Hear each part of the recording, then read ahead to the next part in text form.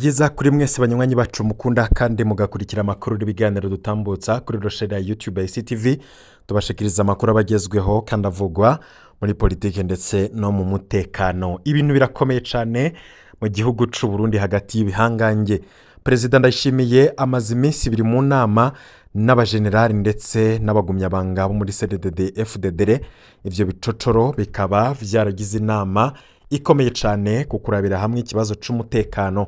Ni mu gihe bivugwa ko igisirikare c'u Burundi camaze gucikamwo imice ibiri, umuco umwe ukabashigikiye President Ndayishimiye, uwundi naho ukavuga ko utifuza ko igihugu kiguma mu manga kubera President Ndayishimiye.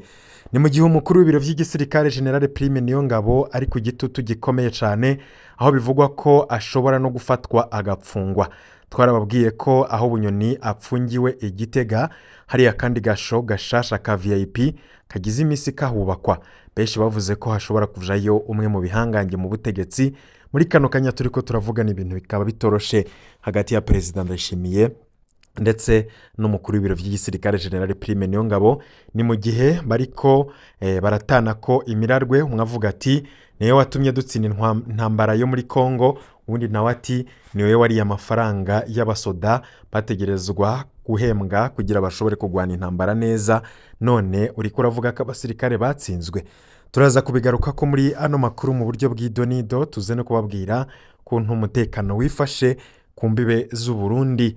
Abasirikare bari ku mupaka w'u Burundi ndetse na RDC ku gice ca Uvira bariko barabona abasirikare ba M23 bakaja kwinyegeza kubera ko no mwanya tuvugana ubu basirikare bacungereye urubibe rwa Uvira ndetse n'u Burundi bararabana amaso mu yandi n'abasirikare ba M23.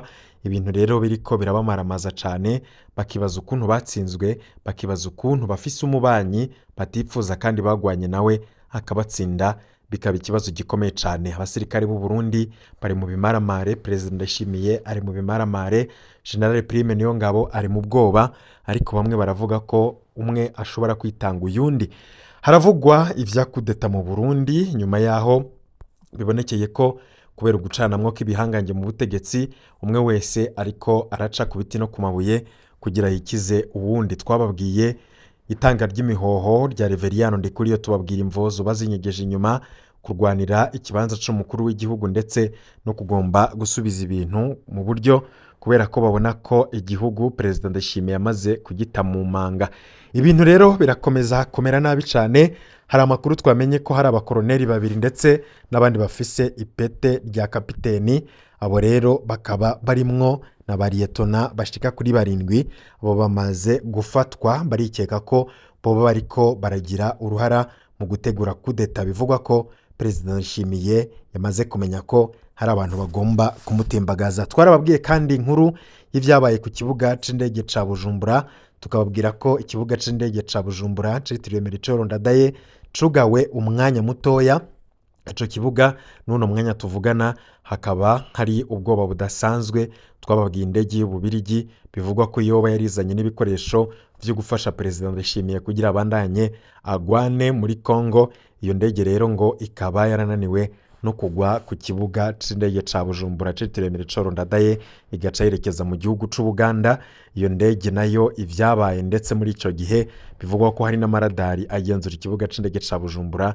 Ivyo byose turaza kugenda tubica irya nino, ariko kuri ivyo vy'indege vyo twarababwiye ukuntu vyagenze. Ubaye utarabikurikira ashobora kuja kumva iyo nkuru, ariko navyo turaza kubigaruka ko hari amakuru mashasha twamaze kubona. Ibintu rero ntivyoroshe habe na gatoya. President Ndayishimiye mu gukoranya intwazangabo zo ku rwego rwo hejuru mu nzego z'umutekano ndetse n'ibicocoro vyo mu mugambwe CNDD FDD, President Ndayishimiye bakaba bamubwiye icatumye atsindwa muri Uvira, ariko uri mu vyago bikomeye ni General Prime Niyongabo, kubera ko General Prime Niyongabo ariko aravugwa mu bantu boba bariko barategura kwikura President Ndayishimiye, ariko natamwikura neva nawe ntari bumusige kubera ko ariko aramwambika ibara avuga ko ari we yatumye ingabo z'u Burundi zitsindwa.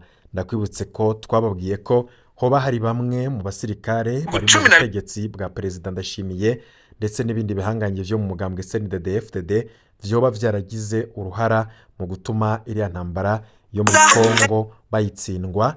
Ibyo byose rero akaba ari ibintu byacanishijemwo ibihangange byo mu mugambwe CNDD-FDD. Umukuru w'igihugu cy'u Rwanda avuga ko yahamagaye Perezida Ndayishimiye amuvunira akago amubwira ati kubera icyo uri kurarungika abasirikare muri Kongo.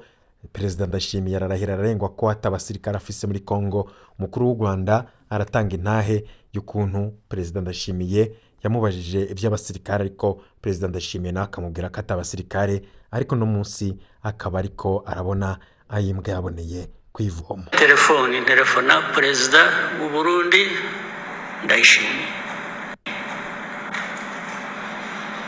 ndamubaza ingabo zari ziri mu East African Community Forces mu Eastern Congo ko bazirukanye u Burundi bugasigara, hakaba harimo kuza iza SADC. u Burundi bwagiye muri SADC? Atoya. Mwasigaye yose kubera ko gusa muri inshuti za Kongo mushaka kuyishyigikira mu byo ari byo byose bakora. Avuga ko nyine Kongo yabibasabye ari inshuti n'iki. Ndongera ndamubaza, nese ko ndeba hari izindi ngabo ziyongera nyinshi zijyayo kandi zijya mu majyaruguru yacu. Majyaruguru yacu Abarundi yarabanje arambwira ngo bafite ibibazo bikomoka muri Kongo by'umutekano wabo. Avuga ko biri mu majyepfo hariya za Uvira n'ahandi hose aho ngaho na za Minembwe, ngo niyo mpamvu bagiye muri Kongo. Nubwo ese Minembwe, Uvira kwiri mu majyepfo, mu majyaruguru murajya gukora iki? Za Goma, za Rucuro murajyanwe n'iki? Arambwira ngo ninde wakubwiye ko dufite ingabo aho ngaho? Ndamubwira nti arababimbwiye nti ariko nanjye nabyemeye kuko bampaye ibimenyetso, ariko ntabwo nari kubyemera burundu ntabanje kukubaza wowe ubwawe ngo numve icyo mbwira.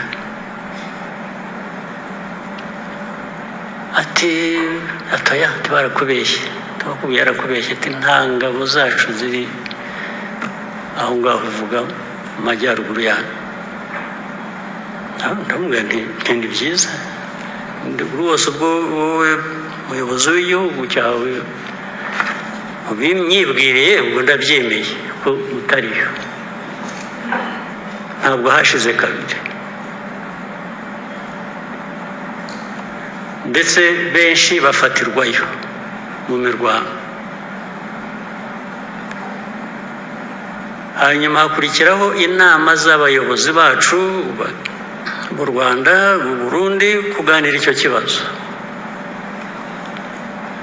Abandi bagashaka guhakana, abandi bakabereka bati se noneho mwihakanye n'abasirikare bonyine mukibashaka, tugira ngo ahubwo turebe uko twavugana n'ababafite hakurya hariya baba bahimu batware, nabo mwabahebye ntimubashaka kubera ko bafatiwe aho mwahakanye mutari. Ibyo byaho biguma ari urujya n'uruza. N'uyu munsi rero kuba ibintu byabaye mbere y'uko tujya gusinya amasezerano,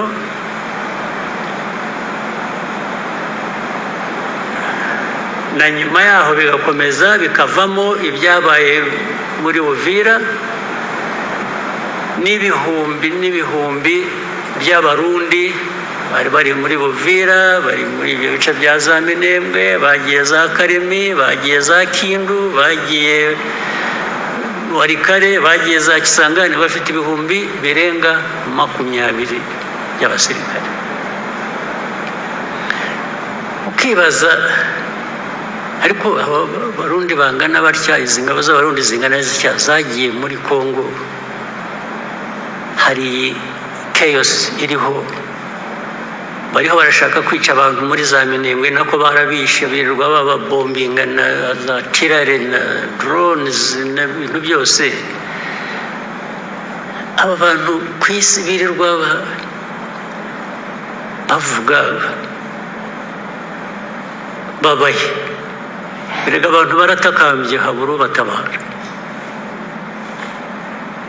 Ejo bundi izo ntambara zivuyemo ibyo navugaga muri za Uvira, intambara irahaguruka y'amahanga ngo ni u Rwanda. Ubu u Rwanda tugomba kuba twikoreye uwo muzigo w'ibyo bibazo bibera muri Kongo. Nafashe telefoni rero urumva ibyo bavuze byo kuvuga ko ikibuga cy'indege cyafashwe, hari umuntu yabindukiye ari muri Nairobi harambara ati nyabuntu mpa amakuru y'imvaho ibi n'ibi. duhejeje kumva perezida w'u Rwanda avuga ikiganiro yagiranye na perezida w'u Burundi Evariste Ndayishimiye, ariko birumvikana ko ikibazo cy'umutekano mu karere ni ikibazo gikomeye cyane kandi kirimo ibintu by'uruvangitirane, abantu bamwe bashobora no kuba batamenya, ariko abategetsi b'ibihugu byombi barazinanye ibibazo bihari. Ikiboneka coco nuko abo bategetsi bazi ukuri kw'ibiri ko biraba, kandi na perezida Ndayishimiye nubwo ariko aratimiragwe kuri General Prime Niyongabo ngo niwe yatumye ingabo ziwe zitsindwa, akaba agomba no kumufata ngo amupfunge. Byamaze kumenyekana ko perezida Ndayishimiye nawe yabigizemo uruhara, kubera ko amafaranga atari make yahawe na Felix Tshisekedi. Uyo Niyongabo nawe amwagiriza ko yahariye wenyene akamuha udufaranga duke ngo abari two asaranganya abasirikare, kandi bari benshi ku rugamba, bakeneye ibikoresho, bakeneye ibyo gufungura n'ibindi byinshi cyane. Perezida Ndayishimiye rero akavuga ati none ko naguha amafaranga wayashize hehe, ariko neva kirengagiza ko muri ayo mafaranga duke yasigira Prime Niyongabo yadukoresha mu kugura ibikoresho ndetse no mu kudusaranganya nyene abasirikare baba bagiye kugwana. Intambara rero hagati ya perezida Ndayishimiye na General Prime Niyongabo no mu bihanganye byo mu butegetsi irakomeye cyane. Iyo ntambara ikaba igiye guteza ikibazo gikomeye cyane mu gihugu cy'u Burundi. Gusa General Prime Niyongabo mu myaka irenga 13 amaze arongoye igisirikare, numwe mu bantu bavuga ko yatunze cyane gusumvya abandi bategetsi bose mu Burundi. Muri iyo myaka 13 arongoye igisoda cy'u Burundi yaratunze, yarubatse amazu agerekeranye, ayandi aragura, akaba afise za banke ndetse na za microfinance bimwegukira, akaba afise ibitaro ndetse n'amafarumasi, akaba atagira ico amarira umusoda muto muto, kandi ayo mafarumasi ntashobora kuvuza abasoda bato bagwaye canke bakomerekeye ku rugamba. Uyo Prime Niyongabo kandi ngaherutse gutuma ko ibiduga bikwegana, no kuvuga birya bimodoka vya romoroke bishobora gukwega ibindi. Ivyo rero yarabiguze kandi nivyewe nivyo bimwegukira, akaba Prime Niyongabo yagirizwa mu kwimba ubutare ndetse no mu kubwiba muri Republika ya Demokarasi ya Kongo no mu Burundi naho hadasigaye. Uyo Prime Niyongabo kandi ngo yarateye imbere koko, igisoda co carasubiye inyuma mu buryo bwose. Umusoda yasivye ndetse akaba yasavye utwiwe, Prime Niyongabo amuhanisha kuzunguruka igihugu cose n'amaguru. Umusoda yanse kubandanya ahemukirwa ku rugamba, Prime Niyongabo amupfungisha ubuzima bwiwe bwose. Ibigori vyaboze muri Anagesa nivyo Prime Niyongabo yahinduye ifu ihabwa umusoda ku rugamba. Umusoda rero ajejwe kunguruza ubutare ndetse n'ibitoro vya Prime Niyongabo, uyo nawe afashwe aca yinjizwa mu mpimba. General Prime Niyongabo akaja kumwikurirayo. Prime Niyongabo ngo bamuhaye igisoda kidatsindwa, none uyu munsi mu myaka 13 akaba afise igisoda gitemaguza kigahunga kubera kunanirwa no kugwana intambara. Prime Niyongabo ngo bamuhaye igisoda cubashwe, none akaba uno munsi yerekana igisoda kidatsinda urugamba na rumwe. Perezida uyo Prime Niyongabo ngo bamuhaye igisoda ca discipline uwo munsi, na generale akaba atinya kaporale wo mwishikira ashobora kwishikira nyine kwa Prime Niyongabo. Prime Niyongabo bamuhaye igisoda cibanga, uwo munsi umusoda atabarizwa kuri rezo sosio. Uyo kandi igisoda c'u Burundi cari igisoda c'iteka, uwo munsi umusirikari w'u Burundi akaba yaragizwe ikidandazwa kwa Tshisekedi. None iyo myaka 13 Prime Niyongabo yayikoze mwiki? Prime Niyongabo arindiriye iki kugira atanga imihoho? Ryateka ry'umusoda w'umurundi ryagiye hehe? Nta rugamba yogaruka ngo nta rugamba rushobora kugaruka, nta rugamba yogaruka. Prime Niyongabo yo mubwira iki? Dufate ko ari Ndayishimiye yakoresheje Prime Niyongabo nabi canke ni bose babaye indongozi mbi. Ivyo rero bibazo biri hagati ya Prime Niyongabo ndetse na General Neva nivyo bibazo bikomeye cyane nabo ubwabo bigiye kubacanishamwo. Ari Prime Niyongabo atamakosa kuri President Ndayishimiye nawe amakosa akayegeka kuri Prime Niyongabo. Ni intambara ikomeye cyane kandi ishobora gusiga bimwe mu bihangange bikuwemwo nkuko muri CNDD-FDD turazi kari kamwe. Uno munsi rero hashobora gushikirwa kimwe muri ivyo bihangange ku isonga hari President Ndayishimiye, Reverien Ndikuriyo ndetse na General Prime Niyongabo. Ubu ni intambara ikomeye mu Burundi rikiragwanirwa inyuma yuko y'amasasu bagwanye muri Kongo bayitsinzwe, bakaba rero bariko baritana ba mwana, bakaba umwe ariko aregeka amakosa ku yundi. Inyuma yuko rero batsinzwe muri Kongo, General Neva na General Prime Niyongabo ubu bakaba bariko barigana, umwe wese akaba agomba kwikura uwundi. Ivyo rero bikaba vyacanishijemwo inzego zo kwivuna abansi mu Burundi. Ivyo rero bikaba vyanacanishijemwo n'abagumyabanga bo muri CNDD-FDD. Amasoko yacu mu butegetsi akaba avuga ko General Prime Niyongabo umwanya n'umwanya ashobora kwisanga yafashwe agatabwa muri yompi. Ivyo bigakogwa nkuko vyakozwe kuri General Lengiyome Bunyoni, kubera ko hari abariko baravuga ko hoba hari umwe muri ivyo bihangange yoba yarateguye kudeta. Ivyo turabandanya kubikurikira mu buryo bagidonido. Inyuma yuko President Ndayishimiye amenye ivyabaye muri Uvira ndetse akabandanya kwakira amakuru menshi cyane kubo bariko barategura kudeta, yaciye agirisha inama yamaze iminsi 2. Iyo nama yamaze iminsi 2 ikaba yabereye ku cicaro gikuru.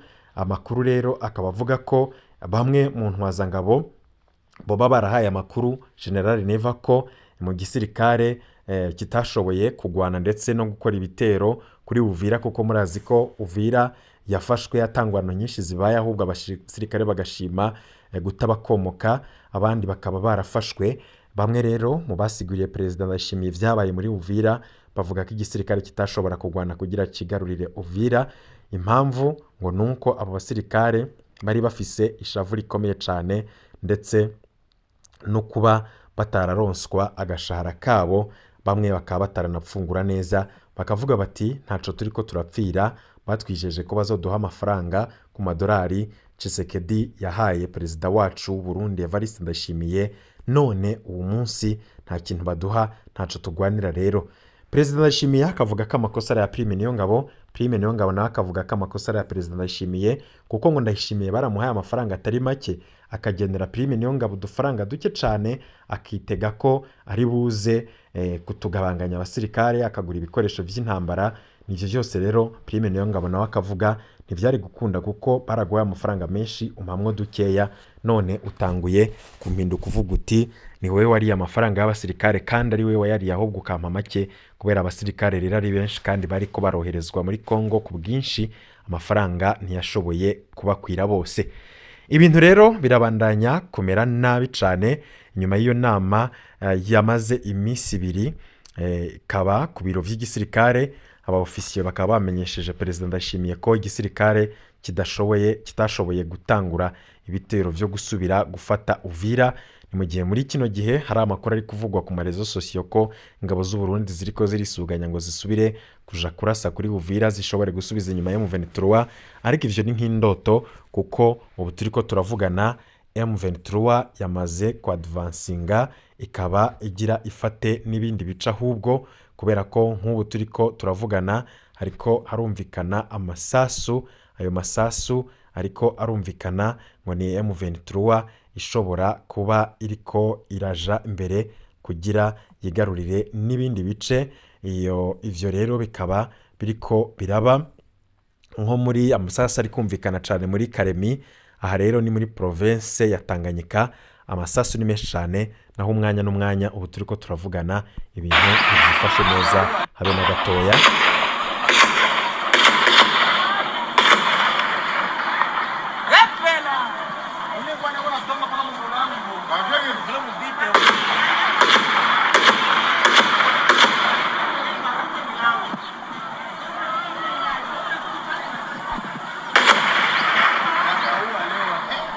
Ngaho ni muri Karemi ubu turi ko turavugana nyine tubashikiriza ino nkuru, ariko harumvikana amasasu bivugwa ko M23 yoba iriko iratereje imbere kugira igarurire n'ibindi bisagara ndetse n'ibindi bice muri Repubulika ya Demokarasi ya Kongo.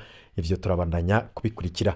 Twigarukire ngaha mu Burundi, twari twababwiye ko hari abakoroneri babiri ba kapiteni 4 hamwe ndetse n'abariyetona bashika kuri 7 bafashwe, bakaba bafashwe saha z'ijoro z'ubuca, aho rero bafashwe bagapfungwa, bakaba bafunzwe bikekwa ko boba bariko barapanga gukora kudeta kuri Perezida Ndayishimiye, kandi hakaba hari n'umuntu akomeye cyane mu Burundi abari inyuma. Twababwiye bariko baracanamwo, ibyo tuzobigaruka ko mu nkuru zacu zo hanyuma.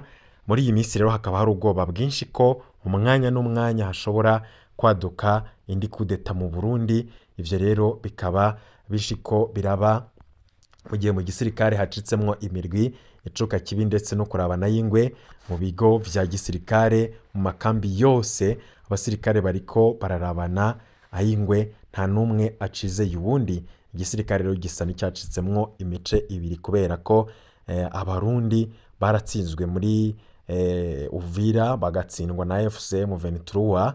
Havyo rero bikaba bavuga bati hari ababigizemo uruhara kandi bagomba kuvanaho ubutegetsi bwa Perezida Ndayishimiye. Ivyo byose nibiriko biracanishamwo ivyo bihangange vyo muri CNDD-FDD. Amakuru yo ni menshi cyane, turabandanya kubakurikiranira ibiriko birabera mu butegetsi, vyo kudeta ndetse n'ibindi byinshi biriko biravugwa. Vyose turaza kugenda turabikurikira umunsi ku yundi. Webana natwe gusa fyonde kuri subscribe unasangiza abagenzi bawe, byose turagenda turabashikiriza. Mu kanya gato turaza tubabwira iyo kudeta iriko irategurwa ndetse n'ibihangange vyoba biriko biravugwa mu kugira uruhara. Perezida Ndayishimiye bamwe yamaze kubafata, ariko umwanya n'umwanya marashobora kumva General Prime Niyongabo yafashwe nawe, ariko adafashwe muraza kumva nawe ikintu ariko aza gukora, kubera ko ntashobora kwemera kuba nka General Bunyoni avundiye mu munyororo akaba agiye gupfa nk'umuntu atigeze akomera. Prime Niyongabo yararonse icigwa rero, nawe si umwana, arashobora kuza gukora akantu. Vyose turabandanya kubikurikirana. Ibihe byiza kuri mwese, mu kanya tuze guhura nyabashikiriza mu buryo bw'idonito.